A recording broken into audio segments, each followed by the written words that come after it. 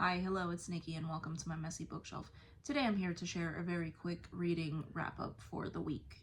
And I say very quick because my voice is very scratchy. I have literally never seen as much pollen as I have seen this week at one time. But yeah, the first thing that I finished reading was Ordeal by Innocence by Agatha Christie. This is one of the standalone books that I had not read before, and it is a goal of mine to finish all of the standalone books. So this is the story of a young man who was tried for the murder of his mother, and after he passes away in prison, it is discovered that he could not have done it.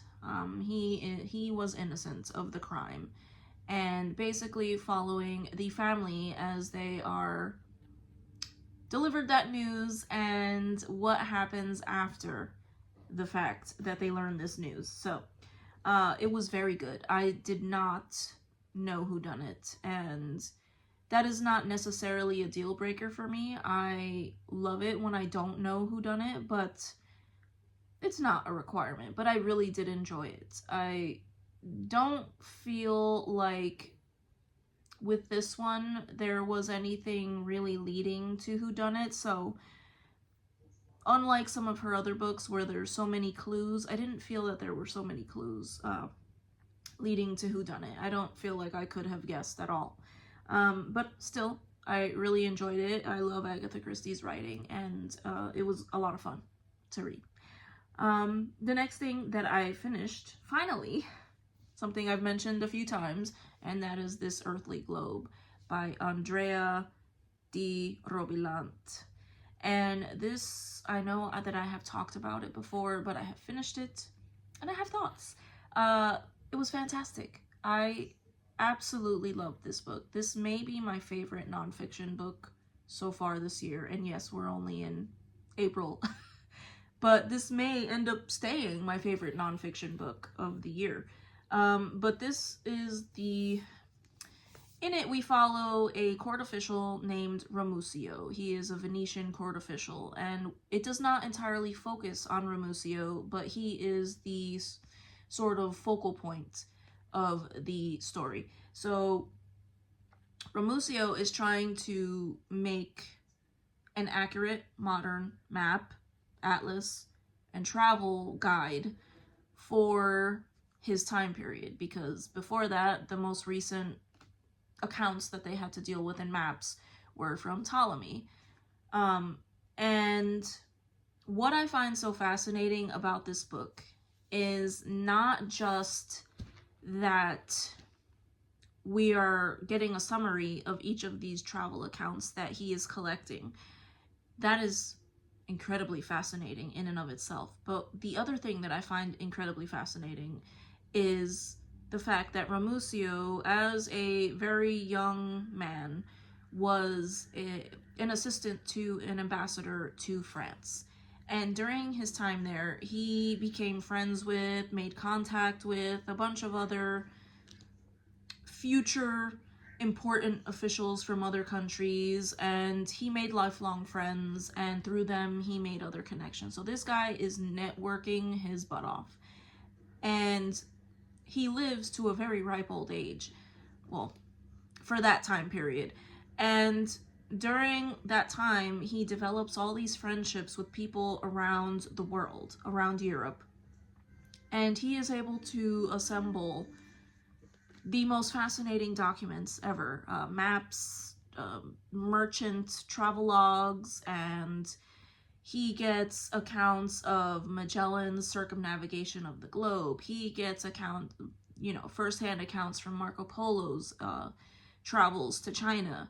He gets accounts from various conquistadors who went to the New World. So it is just so fascinating how he is compiling all this stuff, how he is fact-checking accounts from different people against other travel accounts from different people who travel to the same area. And it is also fascinating that we have accounts from conquistadors and, colonizers, but we also have accounts from merchants who are just interested in products and produce and, you know, things that are interesting in the countries that they're traveling through. So it was just fascinating seeing all of those things meshed together, and I just couldn't imagine being alive in that time and being one of the first people to read a first-hand account from someone who was the first to travel somewhere. So I just find it, yeah, fascinating. I keep saying fascinating, but it was. And I loved it. I highly recommend this book to anyone who's interested in history, geography, exploration, anything. So, yes, I will stop talking about that. The next thing I thought I was going to finish, and I did not quite finish it yet, and that is Don Quixote. I have about 50 pages left, and it's killing me, but I wanted to get this video out, so, yeah. We will be there very soon. If not today, I don't see a world where I will not finish this week. But Don Quixote, I've talked about it in the last, like, 3-4 videos now, and I don't know if Cervantes intended to make such a brilliant book, or write such a brilliant book, or if it was by accident, because this book is brilliant, and I am loving it, and I will talk more at length when I finish it in a separate video, most likely, but I love it. I love it. I love the characters. It is upsetting to me that I want to finish this book, and it is so long, and I just want to get to the end of it already. However, it is also very bittersweet to me because I am about to get to the end, and it's going to be over. So, yeah. It's one that I will remember forever. This is a very special book to me now.